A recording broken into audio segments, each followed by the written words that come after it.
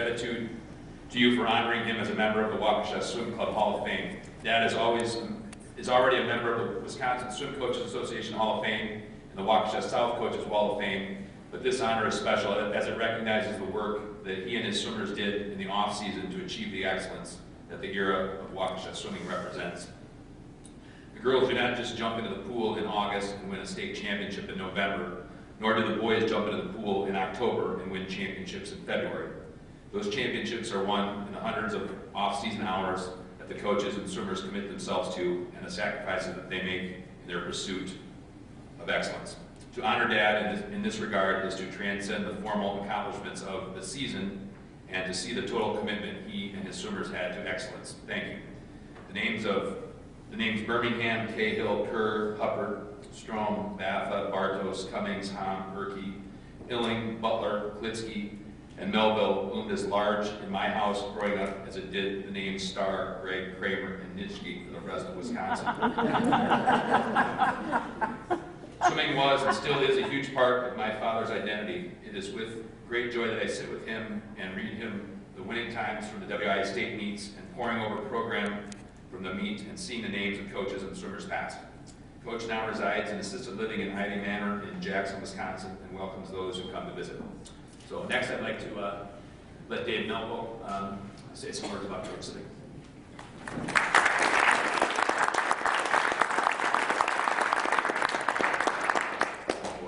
I have fun here. Can you hear me? All right, sorry. I'm not going to use this if you can hear me. I was asked here to come tonight to accept this award on behalf of Coach Cibik.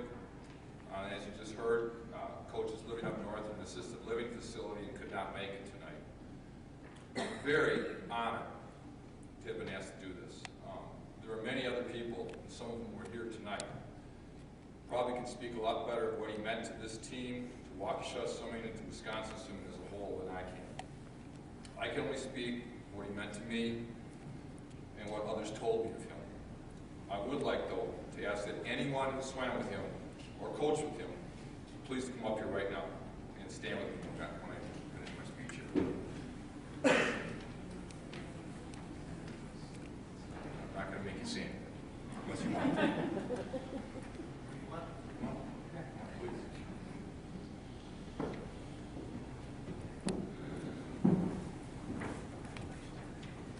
Coach Cibik is more than a coach, more than a mentor, more than a friend. He was a father to all the swimmers he coached. I don't have the number of high school All-Americans he coached. There were dozens. I don't know the number of state champions he coached. There were hundreds. And I don't know the number of I don't know the number of swimmers he coached, but there were thousands.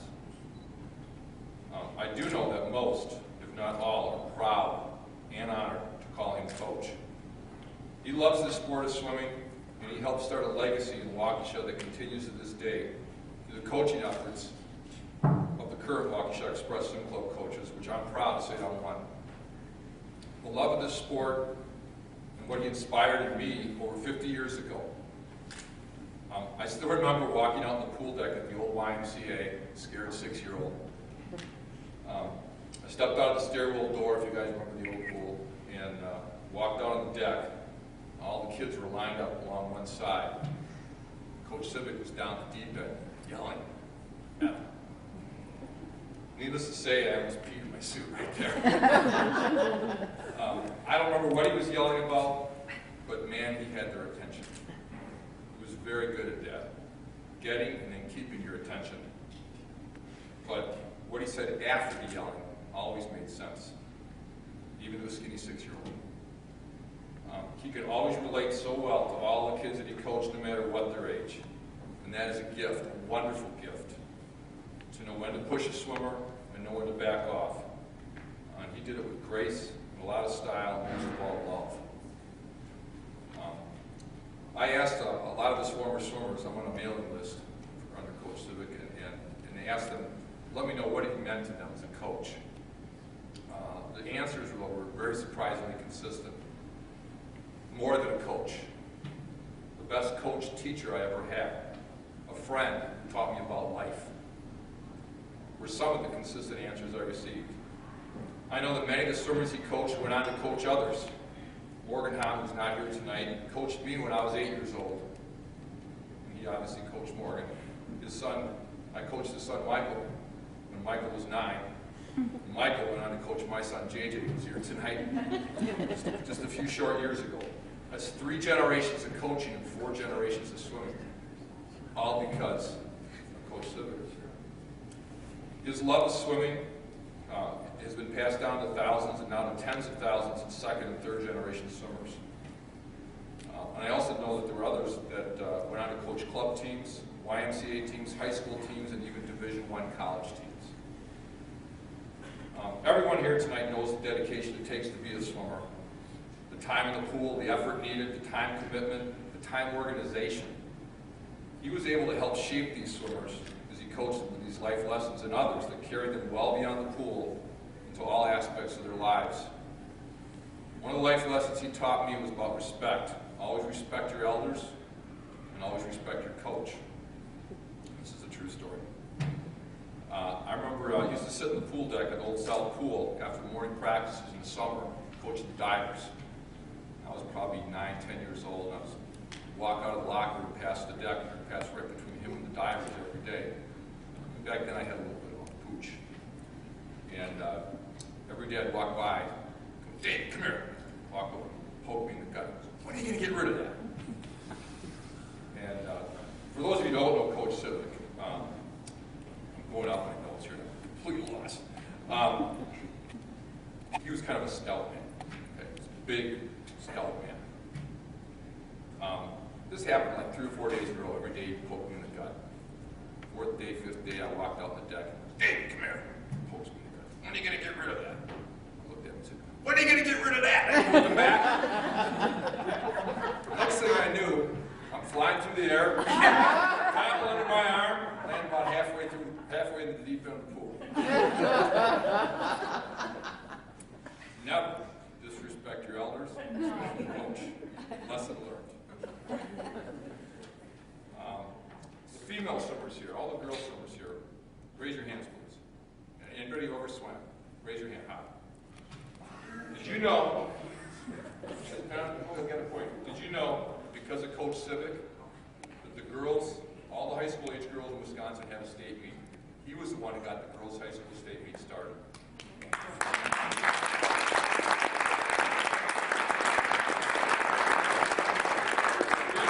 We just say there were only girls' team, and Eric's wife, she just told me tonight that she swam on the boys' team because they didn't have a girls' team.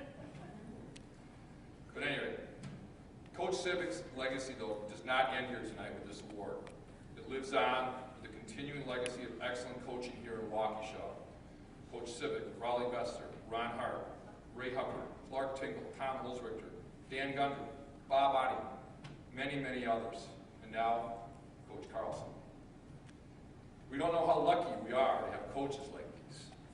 I'm honored to say that I've had many of them as a coach and as a friend. In conclusion, I want to thank Coach Cibik for all that he has given this club, this state, and this sport. I know he is very honored to receive this award, and he thanks you all. And speaking for all of you who know him as Coach, I want to say we love you, Coach. God bless you all. Thank you.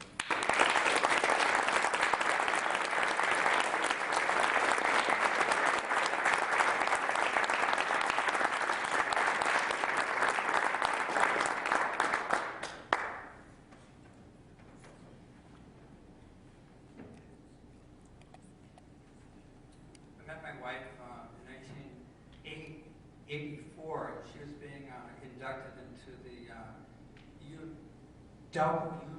UWM Hall of Fame, and Phil Cibik was being inducted as a swimmer at the exact same time. And about 15 years afterwards, he was inducted into the Wisconsin's Hall of Fame. We drove out there. We must have had about 6 or 8 swimmers there too that drove out there just to shake his hand. So I absolutely agree that there are so many qualities that I learned about being a man in terms of what to and how to lead.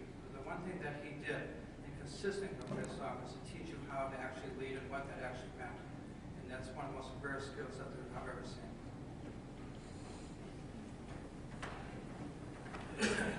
Phil and I obviously became very good friends, very close friends. Phil's assistant for 3 years before taking over as head coach for 3 years. And I have never swum a competitive lap in my entire life. And I told Phil that because he came to me in August of 1969 and he said, I need an assistant swimming coach, and I'd like you to be my assistant. And I said, "You talking to me?" I said, "I'm coaching football, and I'm going to be, coaching track." He said, "Yeah, but you're not doing anything in between those two."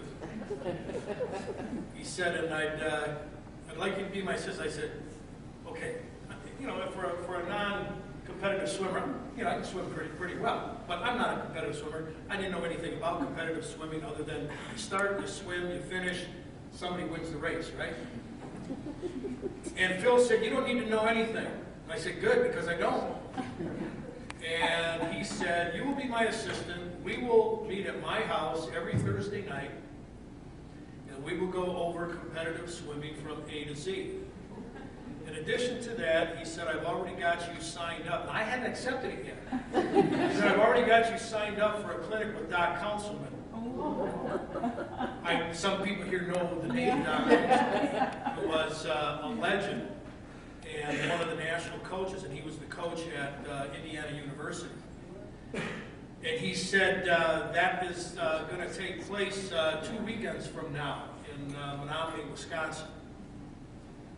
And I said, "Well, I don't know." He said, "Listen," he said, "you'll get an extra $436. I said, "Okay, I'm in." Because back then, we weren't making a whole lot of money. So Phil says, "You're going to be my assistant coach." And we met at his house every Thursday night. I went to 2 of Doc Councilman's clinics and learned, obviously, a ton, and got to know him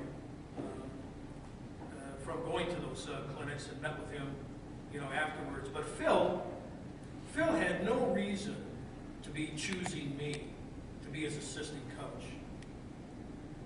But if you know Phil, you figure out later he knew what he was doing. Because he was saying, "I'd rather take somebody that has no ill-conceived ideas or coaching methods, and I would rather mold that person, and I would rather have him learn from me and coach the way I want things coached, and not necessarily somebody coming in and saying, well, I already know this from my background and that from my background, and I can do all this." And I think anybody that was around us at that time knew that Phil and I became a very dominant combination. But the next thing was he pinned the swim club on me. So I had to quit coaching all the other sports because he had me take over the swim program in summer of 1970 when Dave was about 12, maybe 12 years old that Dave was. Because what he was trying to do was, Phil was trying to set the stage for smooth transitions regarding the program. So my point is that Phil, what I really learned from Phil is, don't ever think that he's doing something that's just off the cuff. There's always a master plan behind it. And if you know that about Phil, and you have learned that from Phil, you can carry that into your life, and into your employment, and into your family situations. And I think that that's probably the best gift that I ever received from Phil Cibik.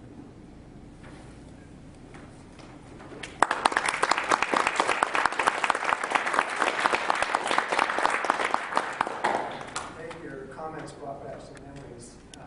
I never got poked in the stomach, but there were times when, partly because as a freshman, I was a scrawny 115-pound, freshman. By the time I was a senior, I did weigh a whole lot more. But if you didn't want to get get your attention, he would call me over. It usually was when the divers were being maybe a little too mischievous, a little too distracted, because we're sitting there waiting in line with waiting for someone else to go, and there's 3 or 4 of us, and we have this little downtime. Perhaps we weren't the most mature high school teammates, but he would call me over and he'd put his hand on the shoulder and he could squeeze that muscle in your shoulder to the point where it got your attention and said, you need to focus a little bit more. So Coach Cibik had this perfect balance of firmness, with sternness, but yet you always knew it was coming from a place of love and he really cared about you. And I think that was part of the reason why he kept, whenever you weren't quite following task or you could improve, do better, he referred to us as a bunch of hamburgers or a bunch of hot dogs. So that kind of in-between phrase that could have been, worse, but it also could have been a lot easier, was that phrase that kind of got your attention that you can be better than